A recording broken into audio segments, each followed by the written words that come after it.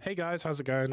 What's up? Odog here. I figured I would make a cool video for you all here about the top 5 games that I've played this year that I felt were like really good and were a big deal to me. So they are my favorite games, in my opinion. I thought these were games I really enjoyed that came out this year. I'm only doing 5 instead of 10, just because obviously I haven't played all the games that have come out this year. And I wanted to just give my opinion on what I thought were some good games. Yeah. So just to let you know, I have got a bit of a cold at the moment, so if my voice seems a bit gone, that's why. It's just why I actually haven't been able to get the best of video done and out yet, just because I've been dealing with that for the past 2 or 3 days now, and I've been very busy with family. So I haven't been able to bring that video, unfortunately, but I don't think I'll be able to get it done before the end of this new year starts. So I might be able to a bit later on that, I'm afraid. But I wanted to get something out for you guys for the next year hits, and I just thought this was a cool idea. Now that we are here, I'd just let you know if you guys agree with my list, or if you guys thought maybe you'd have your own idea of what should be on this list. Let me know. Give me your top 5 games or your top 5 worst games. I'm just doing my favorites because I haven't really played that many bad games this year. I played some, but not all of them. So yeah, I thought I'd just do my favorite games. Anyway, let's get straight into it. My number 5, my favorite 5th game. By the way, these aren't any order of my best to worst. These are just 5 games that I have enjoyed. So 5 isn't necessarily the worst, or when I played it, I least enjoyed it. It's just all in their own category of hey. So coming in at number 5, for me, it's got to be Split Fiction. This game was fantastic. It really just gave me a great feeling of just like cooperative buddy like gameplay. Like it just playing it with someone and going through the entire story, like just had such a fun feeling to it of just like discovery of like figuring out like what each world's gonna create for us to do together, where we're going to go, what gameplay mechanics are they going to throw at us. Like every time we opened up into a new area, it was just like an amazing, like, oh my gosh, what's going to happen kind of feeling. And yeah, I really enjoyed just playing through this entire story. There were some points where it didn't always quite hit the nail on the head for me, a little bit here and there, but it pretty much like mostly 90% of the way nailed the landing. And like the ending of this game was probably one of the best endings of a game I've ever played. Like the mechanics and like the just systems that they had to play for the ending finale, like gameplay area, whatever you want to call it, like chapter, final area, were just mind-blowing. Like I don't even know how long it must have took to come up with the ideas and the concepts, and then also like just adapting that into a gameplay situation and coding that into a game. I don't even know the difficulties that must have been to make that come to fruition, but it was fantastic. It was amazing. I had the best time ever playing this with my best friend. We enjoyed pretty much all of it. I don't think we really had any massive complaints besides like a few cringy moments and a couple of character story stuff. I mean, you know, at the end of the day, the creators of these games, the Split Fiction, the It Takes Two, A Way Out games, they're really great mechanically and gameplay wise, but they sometimes fall flat in the story department. But I will say that this was probably the strongest story they've created. I mean, it got tears to my eyes by the end, which is saying a lot, because most games don't really evoke that reaction out of me. So just like the fun little side mini games where they take you out of your like world and to a whole other one to play a whole other little side game, which is super fun, creative, and really different each time. And yeah, not all of them were as good as the others, but when there was a good one, it was really good. Like it really hit when it hits, you know. It was firing on all cylinders though by the end. It was fantastic. So this definitely belongs its place on my list here at number 5. Fantastic game. And yeah, I can't recommend it highly enough to anybody. Number 4 is Ghost of Yotei. This one I thought was going to be higher on my list and like more highly rated, but it's still really good. I had some problems with the story a little bit, I felt, and the characters, but I mean, I have to put it on this list just purely for the music, the world design, the just graphics, and just like going through this world was like fantastic. Like just playing through the open world, seeing the sights and the foliage and just the amazing vistas it takes you through, like going to the top of the mountain, like Mount Yote, and just seeing the snow around your feet move, and just, yeah, it was a phenomenal game. Really, really, really good. Honestly, like maybe a little bit narratively displeasing, sure, but overall, like just absolutely blew me away in the graphics department, to the point where I was genuinely having fun just taking pictures in this game, which I don't tend to really play with the snapshot, like in-game photography modes that most games sort of have now. Just doesn't really interest me normally, but with this game, I was genuinely just spending time creating cool shots and moments for a good while. You know, yeah, I had a great time with this game. I think it's, you know, it stands tall. It's to me not as good as the first game. It doesn't quite hit the same notes in the story department for me personally. Not to take away from the performances and the writing, which I do think is strong. I just felt like narratively, just like I said, a little bit displeasing, but you know, just more particulars by the end. It felt a little bit weaker. And at the end of the day, it is a very generic revenge story, so it doesn't quite live up to that hype of the first game. But in the, you know, graphics and mechanics department, amazing. I love the new changes to different weapon styles, being your stances in this game. I love the just insane amount of things to do in the open world. But it was done in a way that didn't feel overwhelming, because it kind of throws them at you very sort of one at a time, and it's, I don't know, it does it in a way that feels really natural and nice, and I enjoyed the game. I really did. So yeah, that definitely belongs. It's spot on the list for me. Great game, interesting characters, some interesting twists as well. Some that I saw coming and some that I frankly didn't. So, you know, there is some good things to say about the story, but just overall it felt a little bit short compared to the first game to me. So that's why it's, you know, just not like top of my list, but I really did love this game. I thought it was fantastic, and you know, yeah, just a great looking game overall. Number 3 would be Arc Raiders for me. This is a more recent game that's come out in the last sort of few months, but I've been playing it non-stop. Basically, it has become my sort of meat and potatoes game at this point. I have been, yeah, overjoyed with this game. Purely just for the just for the interactions you have with all these crazy online people. The characters you come across are just insane, and you have some great moments with the online player base on this game. Yeah, there's some toxic assholes and some annoying people, but 9 times out of 10 you just meet like genuinely cool people, and you have a fun interaction or a conversation, or you even just make an actual friend out of playing it. And I'm all for more games to bring us together in a way and like create those moments. I love creating moments where you get to meet people online and do this sort of thing. I personally feel like it's really well built for that, and you know, it's great. The tire systems that it has as well, that it does with the leveling, with your skill tree, the loot systems, the benches and crafting, it all feels quite fresh and nice and very forgiving as well. It's probably one of the most forgiving extraction shooter games I've played, and I've not played all of them, but this one just feels really nice to drop in and drop out. It doesn't feel, frankly to me at least, devastating when I lose a lot of my stuff, even like higher tier stuff, because frankly it's not that hard to get like higher tier weapons. You can craft them after a while. You can find them pretty easily if you can get a key, which isn't that hard to get. Like, I don't know. Every person I've spoken to who's played this game has a story to tell.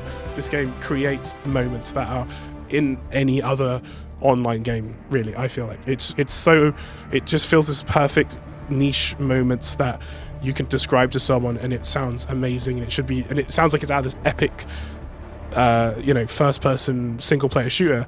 Yeah, it's in this online only multiplayer extraction shooter, and it's just so cool. And even half the time the stories can be related to the arcs, the AI bots that you fight, and not even the players that you come across, because even they are cinematic and cool and massive and creative and just awe-inspiring to look at and fight and deal with in different ways. There's so many ways to sort of take these things down, whether you work as a team or try to do it yourself. and then they create all these sort of awe-inspiring moments almost, and that's been seen countless times on the internet now at this point, with the videos and shorts that have been posted from people playing this fantastic game. So yeah, definitely deserves its place at number 3 for me as really good time. So yeah, Arc Raiders, really enjoying it, and I can't wait to get into some more antics with some more randos online. Number 2 will be Dispatch. This game, to me, narratively speaking, is like absolutely perfection. It's honestly one of the best story games I've played through for a long time. Like the characters, the voice acting, the writing, the world that you're in, I think the best thing about this game is just purely the writing in that side of things. Like, you never really know what someone's going to say next, and there's so many like lines that just catch you off guard and make you laugh or invoke some general feeling out of you. And this game, every episode that came out, I was just like hyped to watch it, and it was so cool, and it was like getting excited for a new show, but I get a show I get to play a role in and like affect the outcome of, and choose the characters I want to kind of keep around, the ones I don't, and it's really cool. I just, I'll gush about this game forever, honestly, but this game, it speaks for itself. It's the reason why it's done so well, and everyone's been talking about it recently. But Dispatch is the best choice-based game ever, I think, in my opinion. I don't think I'm alone in that feeling. And I've played many of them. This is definitely by far the best choice-based game. It's genuinely absolutely perfection. Nothing beats this one for me. Robbie as a main character, probably the standout role from Aaron Paul. Did a great job voicing the character, bringing that character to life, but not only that, but really showing off that brilliant writing that they do for his character as well. Like, everything he says just feels natural, and what the character would say, or what a person like him would say in any sort of given situation, and that is hugely down to the writing and the performance that Aaron Paul gives, which, I'll be honest, when this game got first announced and I looked into it, I was a bit iffy. I was a bit 50-50 on it, and I wasn't sure. But when I played the demo, I was very enticed and excited. And then when the full game came out, it was just peak. It was amazing. The set pieces, the action, the moments we get to fucking do your dispatching on the computer, really fun as well. Yeah, there's some times where it's a little frustrating. As a package, overall, it was fantastic. And, just one of the most memorable games that I've played this year for sure. I will be thinking about these characters for a long time to come, and I'm excited to see where they hopefully can take them next, in whatever form they take next. So I'm just going to rattle off a few honorable mentions. I'm going to keep these ones brief and quick, but these are games that I played this year that I really enjoyed, but I didn't feel like were quite on my top 5, but ones I wanted to just kind of generally say I played and enjoyed. Now, there are some games in here that I have got that have come out this year, but I've yet to even play them, and I'm sure if I had, they would be in this list somewhere, but I haven't played them, so I can't really shout them out. So, yeah. So, in no particular order, Rift of the Necrodancer, really fun, really addictive, very challenging, but really, really cool rhythm game, and really nice art style as well, with a cool story and some fun mini games as well. So great game. Monster Hunter Wilds, I kind of bounced off of this one after a few hours of the main story, but it is a good game. It's just needed a lot more work, and I think it just didn't quite hit the same notes as Worlds did for me personally, but I still played it and I still had some fun with it, so I wanted to put it on this honorable mentions list. The first Berserker Kazan, played through most of it. The story and the writing and the people in the game are a little bit one note and silly, but I still had a lot of fun trying to get through this game. It's difficult, but I don't know, I liked some of the systems they did. The fighting and the combat is really visceral and like punchy. Blueprints, a fantastic puzzle game. I'm terrible at puzzle games. I will never be good at puzzle games. I'm only good at puzzle games because of my best friend. But I still enjoy Blueprints, and I think it was a fantastic game. I need to finish it, but it's really good. Really, really good. And a puzzle game that isn't just puzzles, I guess, is what I can say about Blueprints. It's more than just a puzzle game. To say this game is a puzzle game is a disservice to this game at its very core, because it is so much more than that. But without really delving into it more. I don't want to spoil too much. And also could be hours talking about this game and I want to keep it brief, but Blueprints is bar none the best game that has made me think the most this year. So hats off to Blueprints for what they've done to the puzzle game genre as a whole, and the way that they mixed a sort of roguelike aesthetic to a game with puzzles. It was really good, and it felt like I was unlocking a mystery, like Indiana Jones and the Great Circle. I didn't think I was going to enjoy this one as much as I did. It didn't make it on the list just purely based on the kind of clunky, sometimes slightly annoying combat. I did like the combat, but it also felt kind of weird and goofy, and the guns were just like OP at sometimes, and you could just pile bodies at some points in the game. Borderlands 4, really good. More of what we wanted from Borderlands. I'm a long-time Borderlands player, so I was somewhat skeptical going into this with the whole massive open world vibe that they were going for with this one, but I think it actually worked. Overall, from what I've played of the game, which is a fair amount, I do think it's good, and they did well. LEGO Voyages, another great game, another co-op game that I played with my best friend, and we both felt weirdly emotional by the end. I did not think a LEGO game of all things, a co-op LEGO game of all things, was going to make me feel any sort of major feelings, but it made me feel feelings by the end of it with its rather sad ending. But it's well worth playing with a friend. I would definitely say do it. Hades 2, I really liked it. There were some things I didn't like, but overall, I thought Hades 2 is a nice leap forward from the first game. It does do some things differently, which I appreciated. It didn't just play it safe and basically reinvent the wheel. It's done some things a little bit different with it. Clover Pit, you pull the lever, you see the numbers match, and you get money. Addictive, fun, and just something that I put many hours into, and I still do. Absolum, which I think I'm saying incorrectly, but hopefully I'm not. Side-scrolling beat-em-up co-op game, fantastic game, really cool graphics, weirdly a very enticing story to it, which I wasn't expecting. The roguelike elements of how it changes every run is really, really good. Like, genuinely one of the best roguelikes that I've played this year because of the way that they change it up with side characters presenting you with new things, and you go down one path expecting everything to be the same, and it changes it up on you quite regularly enough that the game just feels fresh every run. And there's a nice array of characters that all feel very different in the way that they fight. And I'm not a massive side-scrolling beat-em-up person. I've not played a lot of those kind of games, but this one, honestly, really, really good. And probably, one of the best ones I've tried this year from the few that I have. So those are my honorable mentions. And then last but not least, probably as to nobody's surprise, and probably on everybody's number one, is Clair Obscur, Expedition 33. Fantastic game. I don't even think I need to really explain myself too much with this one, but yeah, I had my gripes with it. I'm not going to glaze the game completely. I still think personally there are areas of the game that I would improve, or I would improve, I feel could be improved, or I had some problems with, but that's more to do with the story and some of the characters a little bit, and I didn't sort of like where they took the story as a whole by the end. But yeah, I thought, it deserves all the praise it's getting. It's a fantastic game. Graphics, combat, well-designed enemies.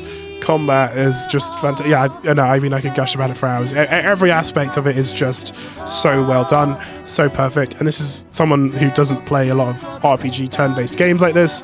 In fact, really, I don't play many of them at all. So, I was totally a sort of doubter of this game going into it, but holy shit, was it peak. It was so good. Absolute cinema. Yeah, fucking amazing game. Deserves its spot on the number one of the list, I think. And yeah, I'm sure it's going to absolutely sweep at the Game Awards this year. Anyway, that's all for me. My throat is going to probably collapse and die now. So this has been Odog with your absolutely perfection list of top 5 games. And I will see you in the next video. Bye.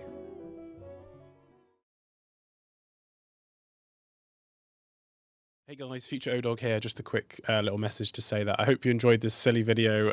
This was definitely a legit top 5 video of my top 5 favorite video games, but this was also weirdly a kind of parody of a video I made like many years ago that became weirdly sort of synonymous in my channel for a bit because I said 2 stupid things in the video and probably many other things, but 2 specific phrases got kind of picked up and ran with for months and months and months on Twitch and in various other places. Narratively displeasing and absolutely perfection was the 2 words, if you're wondering. I'll leave a link to that original video in the description if you're curious to go back and watch it. I tried to do my best to recreate the exact same intro I made all those years ago on my PS4, I believe I recorded that on, back when I was really sick then. And I recorded this exact video also when I was really sick. So it felt like a perfect time and a perfect kind of circle to recreate that intro as best as I could. I mean, it's different music and, you know, it's all pretty choppy kind of recordings because I was talking over my old self to try and mimic myself and also say the exact same thing I was saying. It was very difficult. So that's why the intro is kind of weird, and that's why this whole video even exists in the first place. Just a stupid, silly, funny inside joke. So yeah, hopefully you enjoyed it. Thanks for your support and everything. I'll try and put out some more videos that aren't just stupid videos like this, maybe in 2026. No promises though, we'll see. I don't know. But yeah, have a great Christmas, everyone. ODog out. And if you want to see more from me, check out my ODog Does Things channel where I react to stupid shit, or find me on Twitch because I'm pretty more active over there as well. Bye.